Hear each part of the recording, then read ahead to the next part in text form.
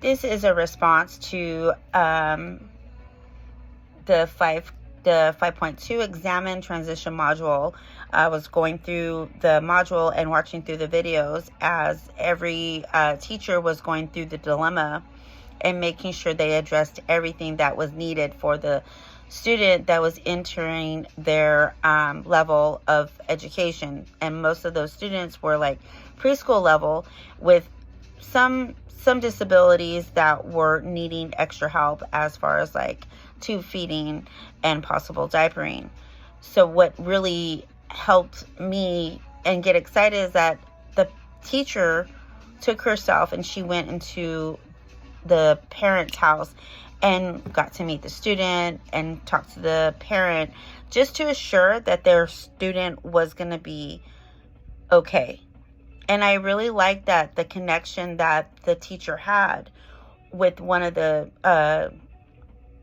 little child that was going into like a Head Start, I believe.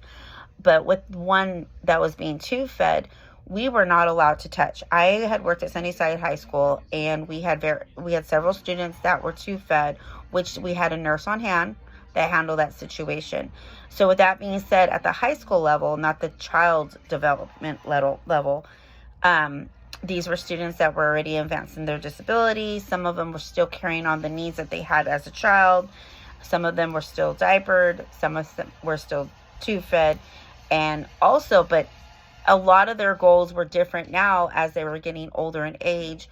Some students had asked to be transported from, because I worked with OI, a wheelchair into a regular chair, which is fine because sometimes not all the students want to sit in their wheelchair while they're doing work. You know, they want to have a comfortable classroom setting. So with that being said, we have to see all the key sources of evidence on how we could reach the student and their true potential. We want to make sure every student is taken care of because we want them to succeed. We want them to grow. We want them to know that their disability does not define them in life. They're capable of doing anything they can. You know, as they age out into more levels, we're giving them the courage and the strength to know you can do this and you're still going to get your needs met. So with the teacher that was showing the parent like what they were going to do each day and how they would come pick up their student, it was showing the student that this is what's going to happen while your mom comes and picks you up. And I can take myself back seeing when I left my son for preschool and how she modeled, this is where they're going to have lunch. This is where they get to store their stuff when they come into the room with their cubby.